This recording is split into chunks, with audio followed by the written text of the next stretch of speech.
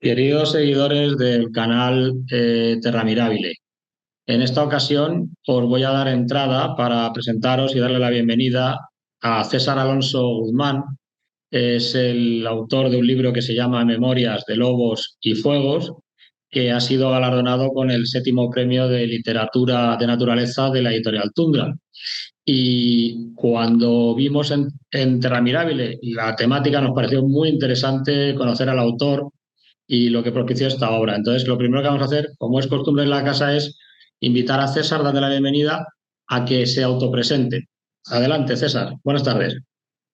Hola, buenas tardes. Pues bueno, os puedo contar que el nombre completo, lo dijiste, es César Alonso Guzmán y soy guardabosques. El término guardabosques se comparte en todo el mundo. Si leemos algo de Estados Unidos, de África, los guardabosques.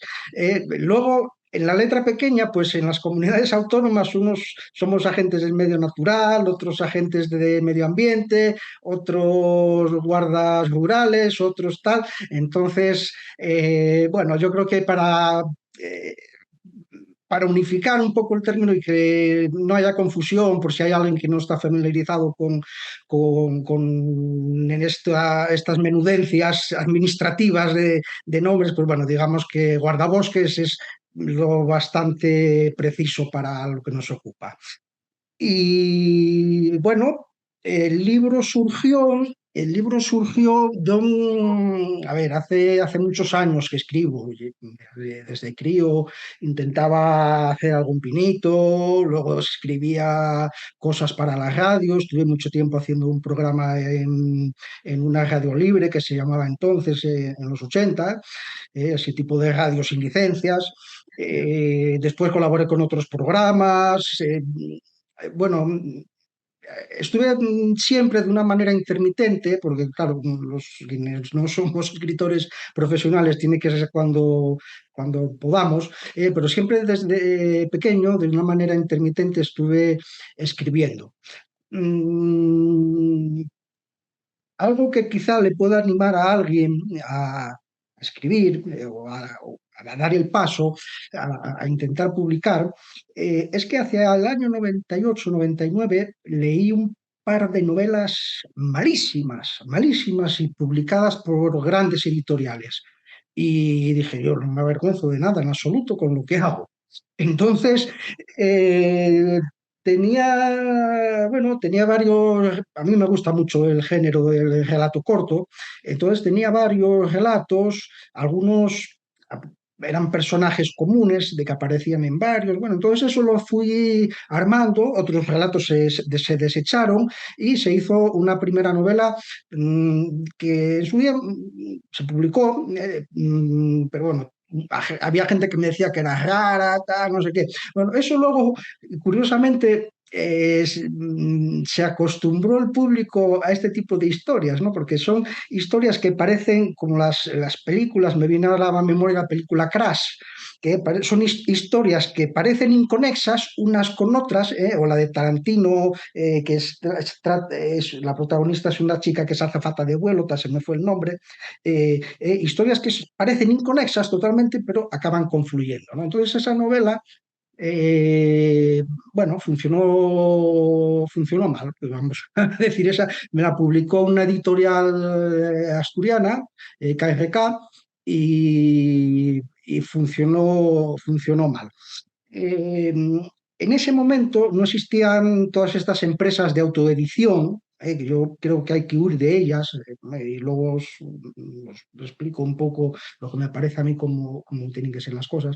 En ese momento, KSK tenía una sección, una colección, perdón, que, que se llamaba Sirio y donde publicábamos los escritores chapa. Es decir, los que ellos veían, bueno, esto está bien, pero no se va a vender, ¿no? Porque, bueno, las editoriales juegan, habrán muchas, ya ahora está muy, llevamos unos días hablando mucho de ello con el Premio Planeta, las editoriales están entre ser competitivas y dar ganancias como empresa y también pues ser un conductor de cultura, ¿no? Entonces, KRK vio ese borrador, dijo, sí, está bien, pero no vas a vender nada. Entonces, mira, tenemos esta colección que pagas tú la edición, mmm, se publica bajo el sello de KRK que tiene, digamos, un marchamo de calidad. De que nadie sabe quién, si la edición la pagamos nosotros o la pagas tú y lo que sea. Bueno, pues pagué yo esa primera edición, la colección Sirio de KRK, y no funcionó, no funcionó. Bueno, y entonces ya vi cómo era la jugada, ¿no? Dice, bueno, tengo que encargarme yo de promocionar lo que hago. Dice, bueno, pues la próxima directamente entro yo en una imprenta, lo hago a mi gusto totalmente y el siguiente libro sí funcionó. ¿Eh? El siguiente libro fue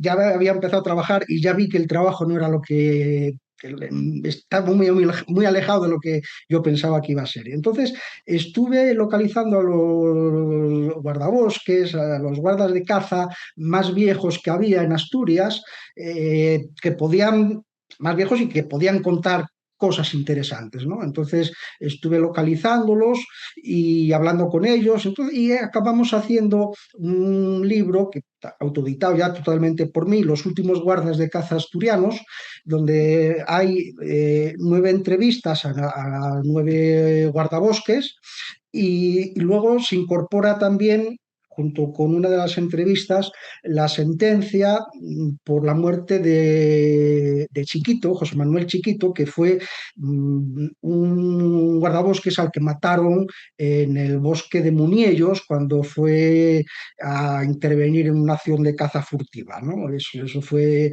uno de los hechos más graves que existieron en España. Posteriormente habría más muertes, algunas relativamente recientes, como en Cataluña, aquel energúmeno que le pegó unos tiros a 2 compañeros. Pero bueno, lo de Chiquito fue en el año 80, entonces incorpora esa sentencia para que se vea un poco cómo la manera de pensar que tenía todo el mundo en esos momentos respecto a la caza, la poca pena que tuvieron los inculpados, y, y todo eso se acompaña primero con un preámbulo de cómo era la situación, ¿eh? Vienen las entrevistas, la sentencia de Chiquito y después viene pues, bueno, una serie de consideraciones mías respecto a ecología, etcétera, ¿no? Funcionamiento administrativo, todas estas cosas relacionadas con la naturaleza. Bueno, pues ese se agotó. Ese se agotó, lo anduve moviendo por librerías y haciendo alguna presentación y se agotó. ¿Qué pasó con ese? Bueno, pues que yo quería en cierta medida, no, quería acercar esa vida tan, tan apasionante de esos guardabosques, quería acercarlos a la gente interesada por la naturaleza, por la ecología, al público en general, y lo acabaron comprando en su mayor parte cazadores, porque se pensaban que era un libro de anécdotas, un anecdotario cinegético o algo así, ¿no? Al ver, o sea, me acuerdo perfectamente que me llamó una librería, es que yo miro todos los días los ISBN y vi que esto era de caza y tal, y digo, bueno, exactamente no es un libro, no, bueno, y vendí no sé cuánto, pero no era un libro de caza, bueno, entonces es el único que se agotó, ¿no? Y luego, bueno, pues seguí con lo mismo, ¿no? Yo seguía escribiendo, seguía dentro de mi trabajo, procuraba tener contacto con la gente que podía aportarme algo de tradición oral, de costumbres. Y bueno, pues así salió otro siguiente libro, El vuelo de Manuel, que también es en cierta medida tiene una base real y luego está novelado en torno a ella. Ahí también lo hice como me pareció, incluí unas las ilustraciones, por la parte de atrás de las ilustraciones, pues eran como fichas que explicaban, pues lo estaba antes viendo, ¿no? Pues era una espiga de centeno con el cornezuelo famoso de donde sale el LSD, y por detrás le dabas la vuelta a la página y el- aparecía la explicación del uso del cornezuelo. Bueno, eso, entre todas las historias, pues iba intercalando unas fichas con varias explicaciones digamos, no exactamente de cosas inconexas, sino de cosas que tenían una conexión mínima con la narración, pero se mencionaban y, bueno, pues se daba una explicación más amplia. Y bueno, pues nada, con la cosa de que se había vendido el anterior, con este recuperé el dinero de aquel Navarro que se llamaba el de KRK, y ganar nada, ganar no, aquí no se gana nada, ¿no? Luego seguí escribiendo, sigo escribiendo, ¿no? Seguí escribiendo, dije, vamos a por otra. Entonces, volví a hacer lo mismo, metí a una imprenta, me hizo unas ilustraciones una chica que dibuja fantásticamente, se llama eh, Sandra Santamarina, y eran 13 relatos, se llamó 13 relatos bestiales, porque todos estaban relacionados con animales, bien domésticos o silvestres, todos tenían alguna relación. A veces el animal era el protagonista y otras simplemente pues era un figurante, ¿no? El señor que tenía un perro y que lo sacaba tal, pues que era un protagonista más secundario. Bueno, pero siempre había animales en todos los relatos, y 13 relatos bestiales. Y cogí los libros el día que empezaron en el 20, las incomunicaciones, no me sale el nombre ahora, ayúdame. El confinamiento. El confinamiento, efectivamente. Bueno, pues nada, eso otro fracaso. Otro fracaso enorme al cabo de año y pico, que ya se pudo hacer alguna presentación, la gente todavía tenía miedo de ir a los actos, nada, nada, fue un desastre, un desastre. Y volvió a pasar otra vez el tiempo, otros 3, 4 años, no recuerdo, y descubrí que se podía, un sistema bueno de publicación que es en Amazon, eh, que funciona bajo demanda. Es decir, tú puedes subir tu libro en formato digital, y el comprador puede decidir si lo quiere en formato digital y leerlo en un ebook o en una tablet, o lo quiere en papel. Y si lo quiere en papel, pues nada, marca que lo quiere en papel, tapa dura o tapa blanda, y se le manda. No hay ninguna, o sea, una calidad increíble. Yo creo que eso va a ser el futuro de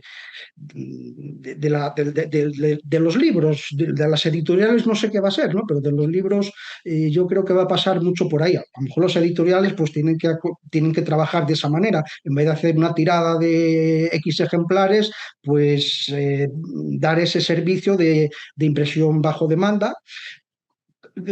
No podrá cobrar como por un libro físico, pero tampoco va a gastar en papel, no va a gastar en distribución. Bueno, habrá gente que se vea perjudicada por esto, pero bueno, no se puede hacer nada. Muchos oficios a lo largo de la historia están constantemente apareciendo y desapareciendo, ¿no? Esto, no. Y por fin llegamos al premio de Tundra. El premio de Tundra nació porque me dijo José Montero, que es conocida, me dijo, tío, tú tienes que escribir todo esto que te pasa en el trabajo, que fuiste aprendiendo, que todo lo que piensas de lo que hace, de lo que se hace con la naturaleza, tal, tienes que escribirlo. Dije, no, yo en primera persona no escribo, no escribo nada de ninguna manera. Además, bueno, hay cosas que no se puede contar. Y dice, bueno, pues lo que no se pueda contar no lo cuentes, pero no, bueno. Y entonces dije, bueno, lo que voy a hacer es deformar. en vez de dar datos precisos, distorsionar la realidad de lo sucedido, pues se cambia el sexo, el oficio de personajes, los lugares, las fechas, de tal manera que nadie se pueda, bueno, hay personas que sí algunos les pedí permiso, otros sé que me lo darían, que ya ha muerto. O sea, no hay nadie que se pueda identificar o que pueda decir, soy yo. Bueno, o si lo piensa, entonces jugué con eso y luego lo que sí le dije, pero con esto no vamos a ningún sitio. Y dice, bueno, tú hazlo. Bueno, lo hice y no fuimos a ningún sitio, porque el mundo editorial es que es como acabamos de ver ahora, ¿no? Con el planeta. Las editoriales tienen una cantera de escritores y se nutren de esa cantera hasta que llegan arriba a convertirse en grandes vendedores, ¿no? Porque se dice del ganador, pero vamos a la finalista y nos encontramos que también está ligada a Planeta. Entonces, y de mil y pico obras que se presentaron, caray, van a ser siempre, en este caso, dos personas. Venga.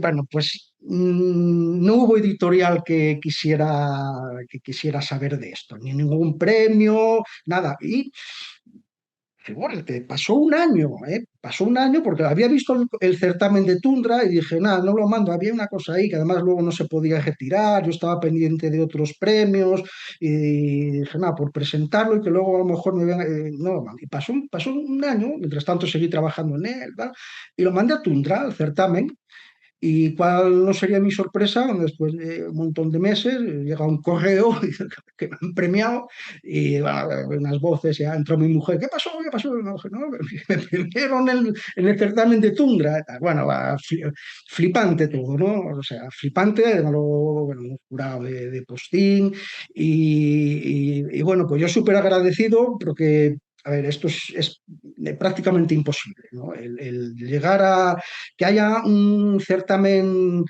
importante como es este, limpio, o sea, es prácticamente imposible. Yo creo que la explicación está en que no hay montante económico.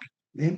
Cuando ya hay un concurso, un certamen grande, se trabaja eh, con representantes, con agentes literarios, tal. Eso ya no es qué bien escribe tal, ¿no? Hay un prejurado que decide qué va a ver el jurado, tal. Entonces, y sin embargo, el premio de Tundra a mí me parece súper justo. O sea, me sabe a mí este premio ¡buah! Infinitamente mejor que el planeta a este hombre al que se lo dieron, ¿no?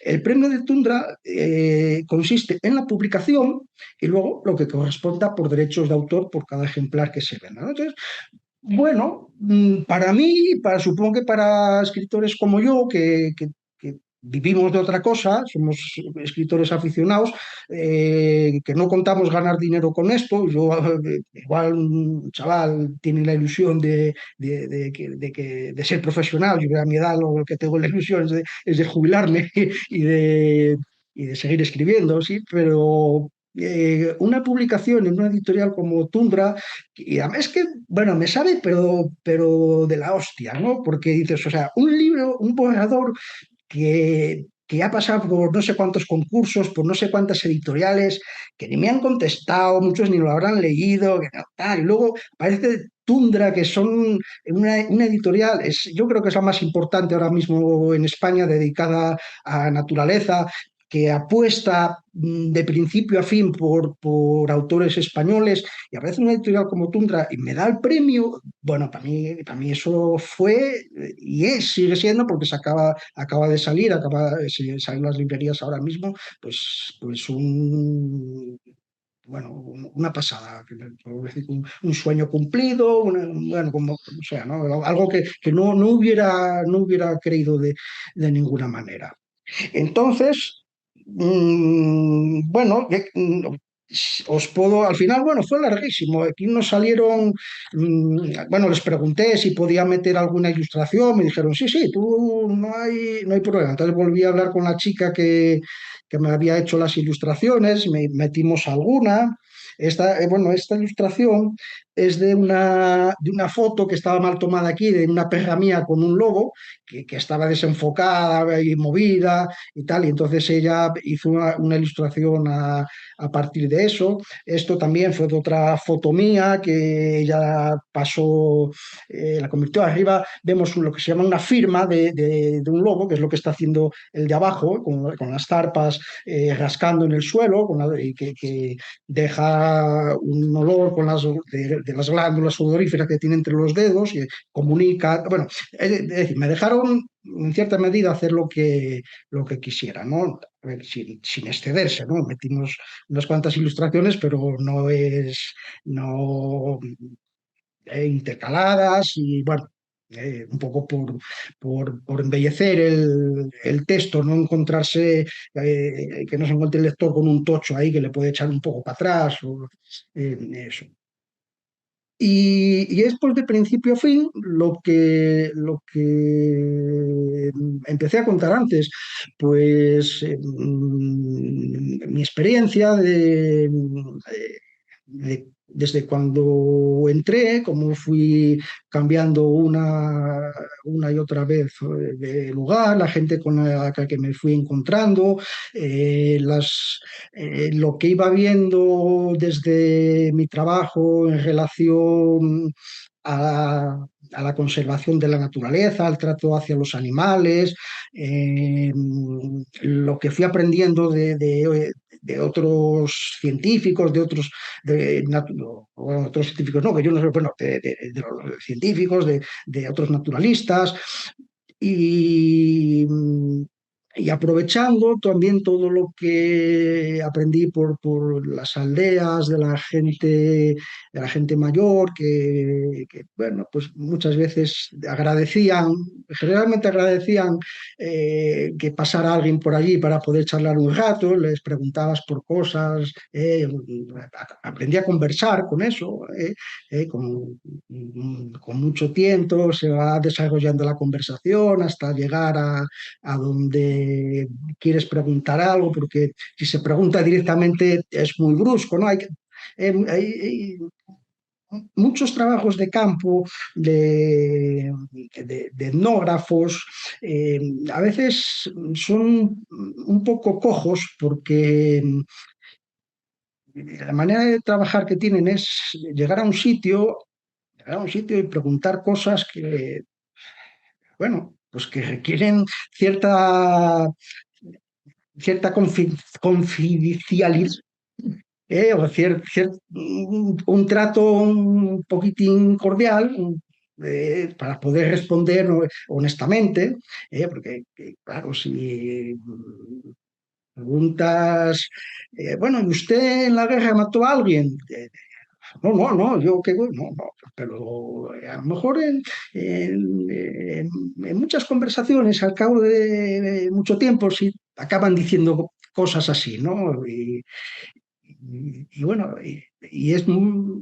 a mí siempre, bueno, me impresionó mucho eso, lo que alguien puede hacer o cómo puede pensar en un momento dado por presión social, por obligación, y luego cómo a medida que se libra de esa presión, pues va creciendo hacia otro lado totalmente distinto.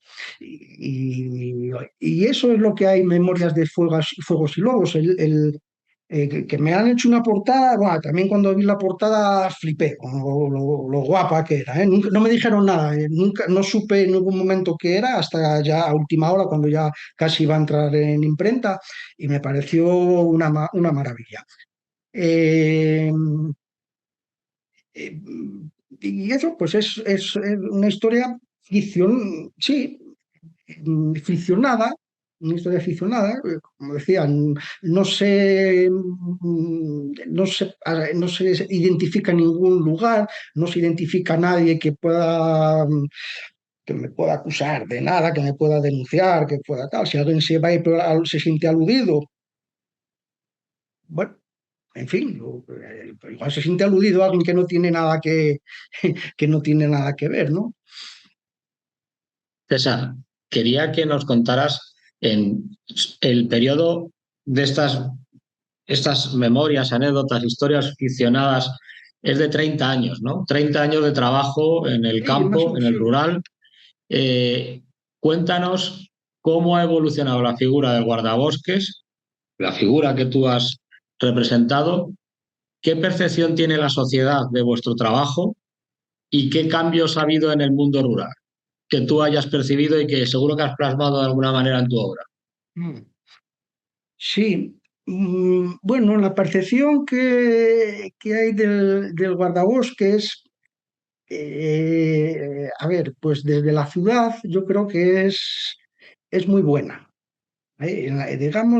Digamos que en la ciudad, la gente quiere, quiere ver la naturaleza prístina y las cosas conservadas y no quiere incendios, no quiere envenenamientos, no quiere de estas cosas tan malas que tenemos nosotros que perseguir.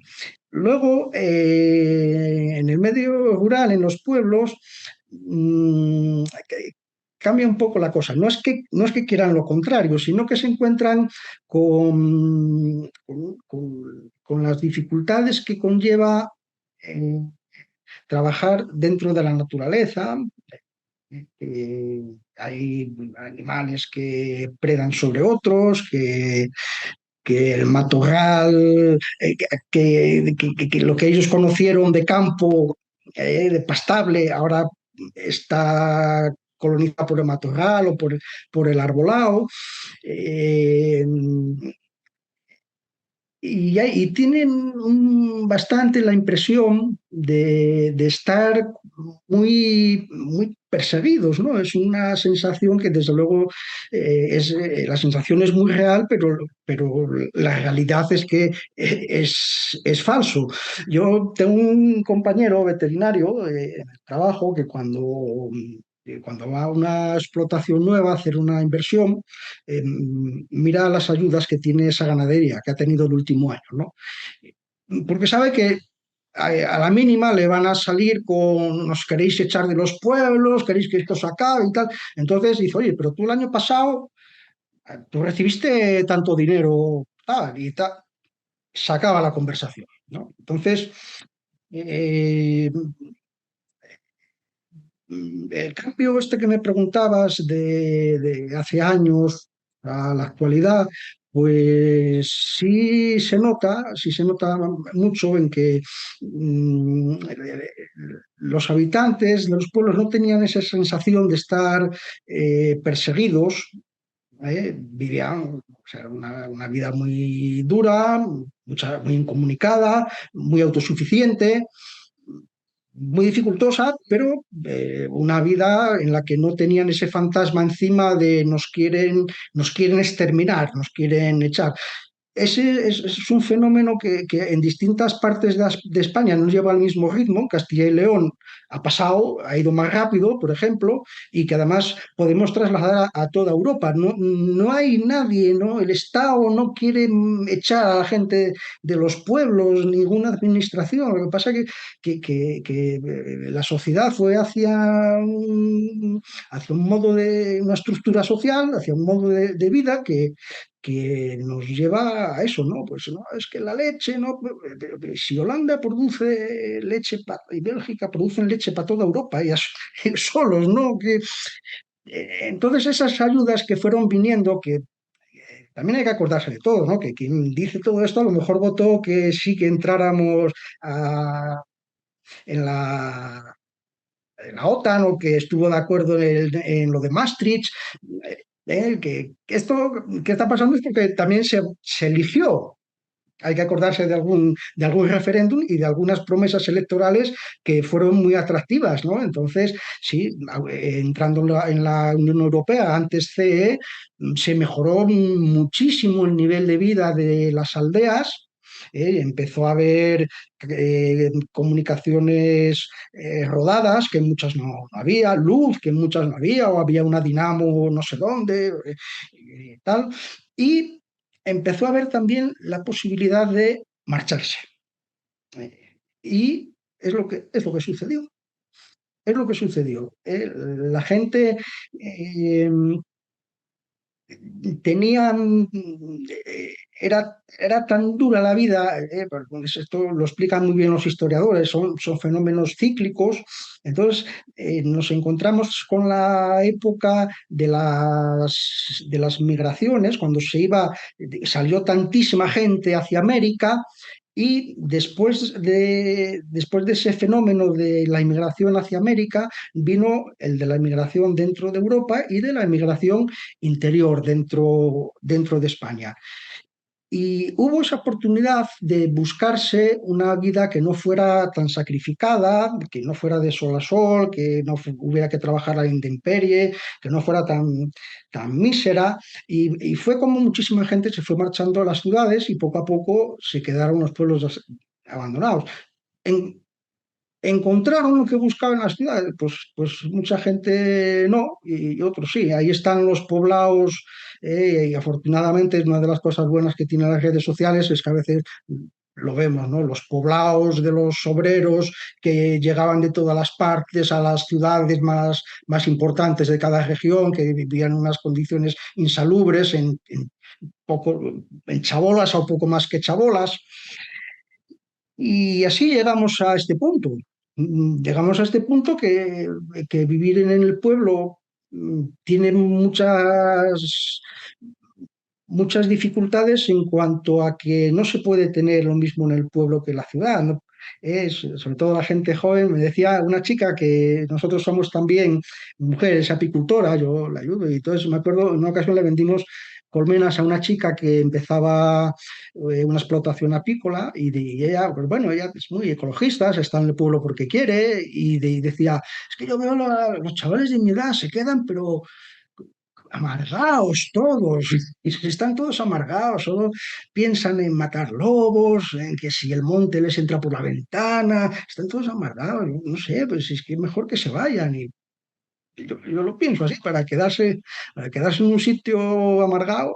Entonces, bueno, todo esto va contándose también con distintos personajes, con pensamientos, con reflexiones mías, con explicaciones pues a veces de antropólogos o de biólogos, ¿no? Porque todo, por ejemplo, el fenómeno de las migraciones humanas y lo que está sucediendo ahora de la explosión demográfica humana, pues también se puede explicar desde la biología. Somos otro animal más, igual que hay una explosión demográfica, seguro que mucha gente se acuerda, tú también, de los famosos topillos cuando en Castilla-León, que todo el mundo estaba loco con los topillos, echando veneno por todos los lados, haciendo zanjas para que cayeran. Bueno, pues eso está sucediendo con el ser humano. Y bajo la mirada de un zoólogo hay bueno,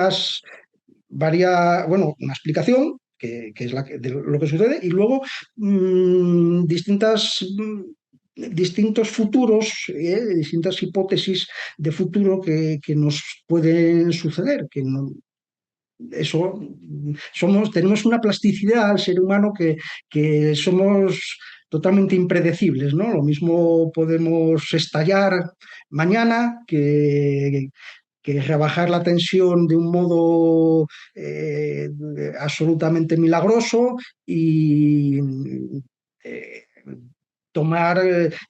frenar la reproducción, o sea, puede pasar cualquier cosa con el ser humano, ¿eh? Porque, a ver, ahora decimos, vamos, a ver, meteorito, ven ya, ¿no? Y pensamos eso, pero no, igual no hace falta. O sea, a ver, hay muchas probabilidades de que acabemos con los recursos, porque hay ejemplos, de que acabemos con todos los recursos y acabemos comiéndonos unos a otros, pero también hay posibilidades de que no suceda eso, de que se tome otro camino y que pueda continuar la vida con el ser humano y con el resto de animales que hay en el planeta.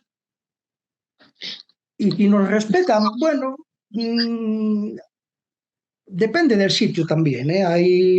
Hay sitios, mira, yo cuando llegué donde estoy ahora, que es una zona donde la gente sobre todo trabaja en el sector primario, eh, es, bueno, muy educada, bueno, para mí fue una suerte, ¿eh? Puede haber gente indeseable, como en un edificio de vecinos hay alguien que no lo quieres o sea, que bajas o subes por la escalera por no ir con él en el ascensor. Pero bueno, en general para mí fue una satisfacción, ahora lo veo, y fue un premio, fue una suerte haber venido a parar aquí. Y luego en otros sitios donde hay una influencia industrial, ya es otra cosa. Ahí desde hace muchos años se mueve pasta, no tienen problema en pagar una multa, luego la actitud es un poco chulesca, también hay con excepciones, con gente muy respetuosa y muy buena. Depende un poco del sitio donde esté uno, va a tener una aceptación u otra. Mm. ¿Sientes que el agente forestal, el guardabosques o como lo queramos llamar, tiene que tener más autoridad en el medio ambiente? Porque el medio ambiente es algo muy importante para que no tenga más autoridad. Nadie se plantea la autoridad de un policía municipal, rural o un guardia civil, pero sí que a veces la autoridad de un agente queda en entredicho. Hay un poco de pitorreo de alguna manera. ¿Tú crees, o has vivido eso? ¿Eres consciente Sí, de que eso sí, pueda sí, ser? pero bueno, a ver, sí, la policía, la Guardia Civil también tienen sus problemas de gente que se les revuelve y que les acaba a veces rompiendo la cara, ¿no? O sea, eso pues, sucede en cualquier oficio en el que tengas que intervenir y a lo mejor denunciar a alguien y sobre todo, bueno, pues ya siendo Guardia Civil, que algo que conlleva a lo mejor una detención en el momento, bueno, pues claro, pues tiene situaciones, puede originarse situaciones muy violentas. Nosotros, en cuanto al concepto de autoridad, yo creo hombre, hay cosas que se podrían mejorar, ¿eh? Pero si luego dentro de nuestra propia administración cumplen con lo que tienen que hacer, tenemos suficiente autoridad para trabajar, ¿eh? Es decir, si nosotros denunciamos algo porque no hay manera de arreglarlo, que es flagrantemente denunciable y no se, o sea, no es algo que puedas decir, no corra tanto usted, que te para la Guardia Civil, no, basta un poco de prisa, a ver, un poco más suave, ¿no? Entonces, bueno, eso a veces podemos hacerlo a nuestra manera, pero hay cosas que no se pueden tolerar de ninguna manera. Y luego, la administración sí las tolera. Llegan nuestras denuncias, se criban y muchas veces prescriben o se saldan con una multa muy pequeña y significante. Otras muy pocas llevan una denuncia en condiciones, muy pocas se acaban en el juzgado. Normalmente se acaban en un juzgado es porque nosotros lo hacemos, que no nos dicen que no lo hagamos, pero lo hacemos nosotros o ellos no lo van a hacer. Entonces, bueno, nos jugamos un poco ahí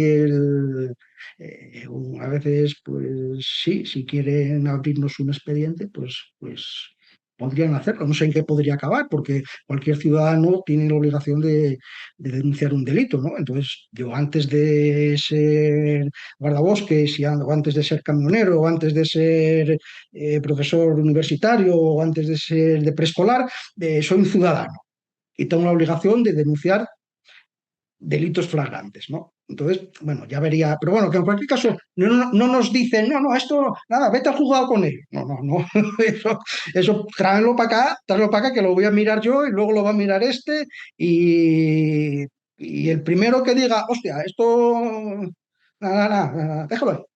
O sea, eso sí pasa, ¿eh? Hay diferencias también de unas comunidades autónomas a otras. Cuando era el ICONA, pues todo el mundo tenía las mismas competencias y en realidad pues todo el mundo tenía un trato igual, ¿no? Igual. Y con las comunidades autónomas, pues nos encontramos desde sitios donde los guardas están haciendo de monteros para los cazadores en las batidas, a los compañeros de Cataluña que en determinados servicios portan pistola, ¿no? Y nosotros en una ocasión me acuerdo que vino un amigo conmigo a dar una charla a otra provincia y hablando con un técnico, me dice, pero vosotros hacéis eso aquí los guardas, ¿qué va? No, no, no, eso lo hacen los biólogos. Y dice, no, bueno, pues aquí lo hacemos nosotros.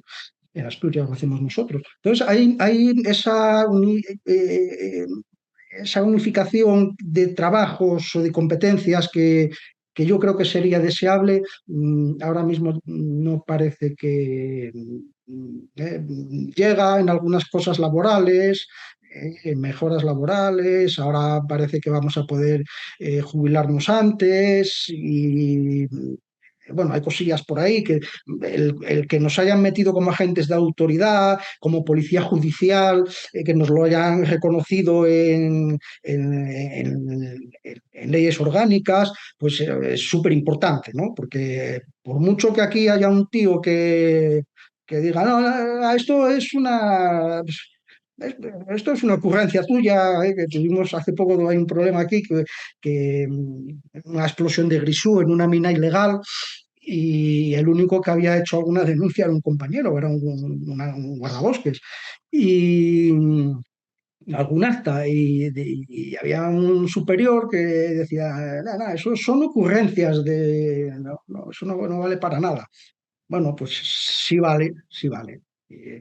Son documentos oficiales y sí vale, y sí somos policía judicial en lo que nos compete y, y que y que se lo tomen con agua si no les pasa bien, ¿no? Pero bueno, hay comunidades autónomas donde sí fomentan que el cuerpo sea independiente en ese sentido y otras donde lo que quieren son machacas, ¿no?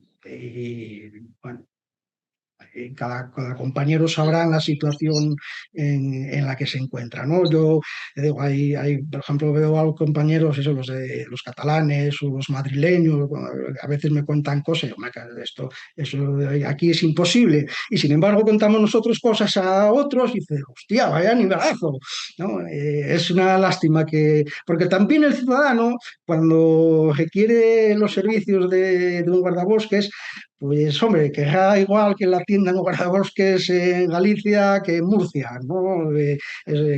Como lo haría un agente del Seprona o como lo haría un policía municipal o un policía nacional, ¿no? No puede ser, yo creo que no puede ser que tengamos competencias y conceptos distintos de lo que debemos hacer.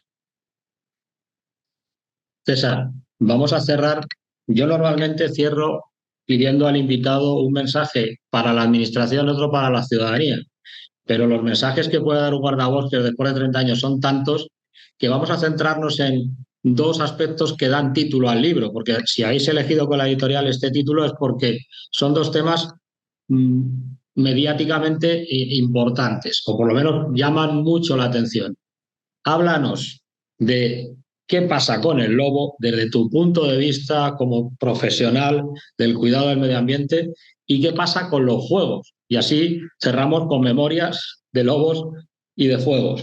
Vamos a Sí. empezar con los lobos, que los lobos dan mucho que hablar, pero tú seguro que Sí, tienes una visión interesante sobre los lobos en España. bueno, como otra mucha gente, realmente los lobos son unos predadores apicales. No puede haber ese concepto de muchos lobos no puede haber, ¿no? Hay lobos en la medida en que tienen recursos de hábitat y de alimentación y hasta cierto punto, ¿no? O sea, esos vídeos que a veces vemos de una hilera de lobos, 30 lobos, ¿no? Eso, bueno, eso es de Alaska, ¿no? Eso aquí no sucede, ¿no? Y yo creo que se puede convivir perfectamente con el lobo. Cuento una anécdota aquí. un compañero de una asociación ecologista, hacia principios de los 80 le invitaron, no se pagaban, no se indemnizaban los daños de aquella, y le invitaron a una reunión con ganaderos en un ayuntamiento. Bueno, fue el hombre, la verdad que muerto de miedo, pensando que lo iban a comer, y lo que propuso fue que cuando hubiera un daño producido por el lobo, que la administración lo pagara. Y le pareció muy bien a todo el mundo, ¿no? Incluso uno le dijo, pues yo estoy de acuerdo porque si haciendo todo lo que hacíamos, que nos permitían hacer, no conseguimos acabar con ellos, si nos pagan el daño que provocan, yo estoy de acuerdo. Más o menos fue así la conversación, ¿no? Entonces, bueno, pasamos de eso a- a a tirar demasiado, como se dice aquí, a tirar demasiado de la teta, ¿no? Se da en todos sitios, ¿no? Entonces, a ver, sí que hay cosas que los daños tienen que pagarse rápido, de una manera ágil, que tiene que haber un precio bien baremado, actualizado, o sea, todo eso es indiscutible, no puede ser de otra manera. Pero también, bueno, muerte siempre hubo por más causas, también por el lobo, y antes no se pagaba, ¿no? Y hay un dinero que se recibe de Europa y viene a través del ministerio, a través de las comunidades, que antes no se recibía. Y eso conlleva también unos compromisos de comportamiento y de buen manejo y buen uso del entorno. Y hay lobos. Entonces, además, por ejemplo, me hace el prólogo, se lo pedí, bueno, estoy muy agradecido porque me dijo que sí, y luego me dijo, bueno, mándamelo para leerlo, ¿no? Que Alberto Fernández Gil, que es un zoólogo de los mejores, bueno, muy considerado, de los mejores considerados en Europa. eh, Todo el mundo dice, cuando hay algo de lobos, Alberto, ¿no? Es Alberto el de los lobos. Y, y en su tesis, pues explica que habiendo grupos bien formados de lobos, hay menos daños a la fauna doméstica, al ganado, ¿no? Y mismamente aquí se empezó hace poco, al salir el lobo del Lespre, eh, bueno, pues empezó a matar, enseguida empezaron a matar, y hoy me comentó un compañero que había estado con un ganadero en un sitio y que le dijo, mira, el tiempo este en el que estuvieron sin matar lobos es cuando menos daños he tenido. Y ahora vienen otra vez a matarlos. Y dije, muy científico todo. ¿Eh? Entonces igual había que cotejar los archivos, a ver qué relación hay entre este tiempo en que no se mataron lobos y los que sí. Y luego pues hay gente que está también loca con el lobo, que no tiene nada, que ni le va ni le viene, ¿no? Es una especie de fantasma, una cosa así, de, pues, señor que tiene una ganadería en la costa. No, ¿qué qué le va con esto, ¿no? Y a ver, yo creo que es perfectamente compatible que haya lobos. También explico varios casos en el libro de la compatibilidad del lobo con la convivencia, ¿no? Con la gente, incluso. No hay ningún ataque, ninguna muerte atribuible al lobo en ninguna parte del mundo. O sea, no hay nada, no pasa nada. No hay nada. Y respecto a los fuegos, bueno, los juegos en España es tienen muchas causas porque también tenemos una complejidad de climas y de actividades muy distintos, ¿no? Por ejemplo, en el norte, que los fuegos suelen ser intencionados y para generar pastos, las épocas de fuego son primavera y otoño. Y una primavera con viento sur en febrero o marzo es de miles de fuegos, ¿no? En otros sitios el peligro es en verano. El factor negligencia, el factor accidente es muy cierto, el factor imbecilidad también es muy cierto. Quizá recuerdes tú, recuerdes algún algún televidente, algún oyente, un incendio muy grande en Cataluña que primero se atribuyó a un rayo y acabó deteniéndose a dos chavales. Tenían selfies con el incendio detrás, pues bueno, una sospecha sobre ellos, se les pinchó el teléfono y habían sido estos dos imbéciles. Entonces, a ver, hay muchísimas causas. Hay causas que en el 90 y pico %, según las fiscalías de cada comunidad autónoma, son atribuibles a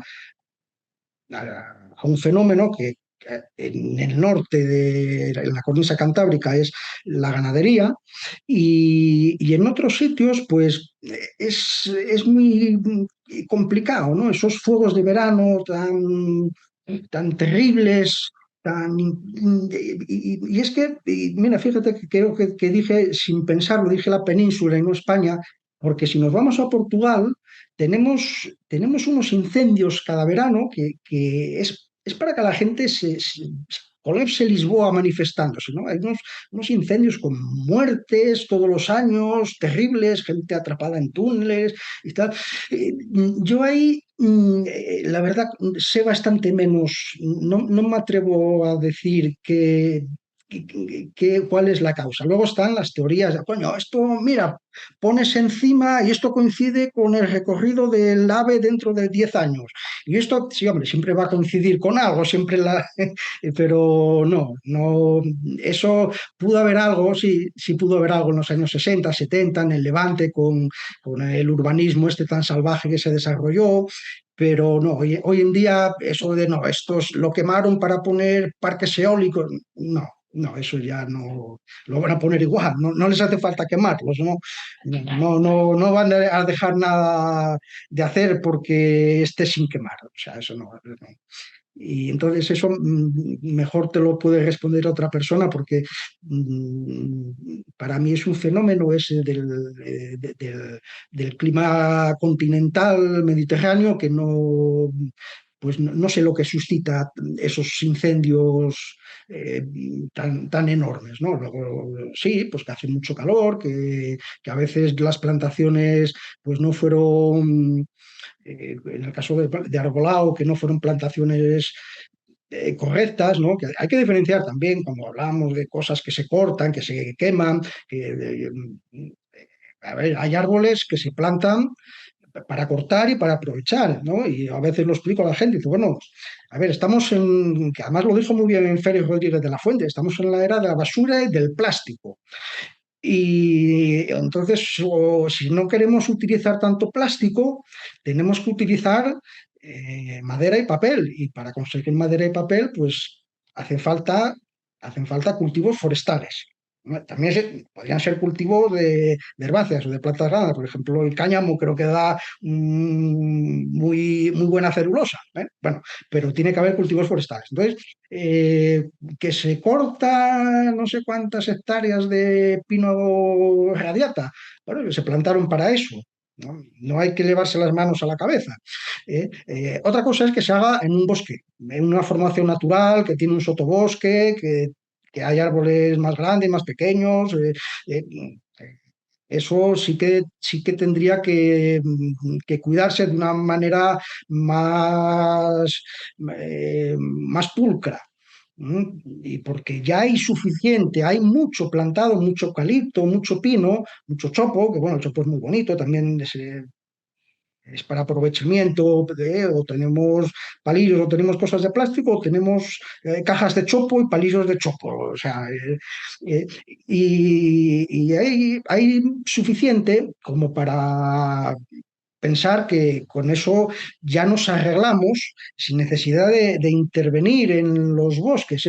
Lo que sí hay que procurar dejarlos tranquilos, no esta intervención, no, vamos a regenerar. Y dice, no, oiga, que se regenera solo, ¿eh? Antes de que llegáramos nosotros, esto ya se regeneraba, hay una prisa también de querer enseguida la actuación política, gubernamental, no, vamos a restaurar el hábitat del urogallo. Y usted sabe lo que hay que restaurar, pero si es que los especialistas no saben lo que hay que, no saben lo que hay que hacer, párese quieto, hombre. ¿No?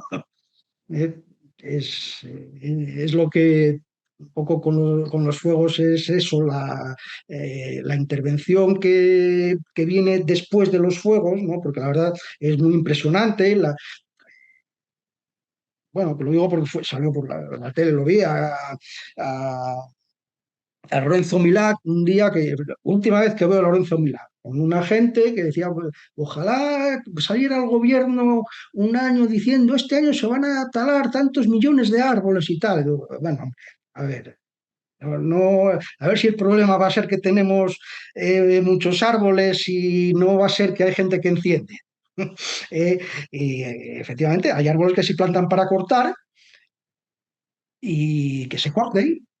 Ahora, los bosques, porque con esta historia de lo que ha pasado, la gente está tan alarmada y eso que se están metiendo en los bosques, en el bosque natural, y todo el mundo dice, no, es que, no, es que mira lo que pasó este año.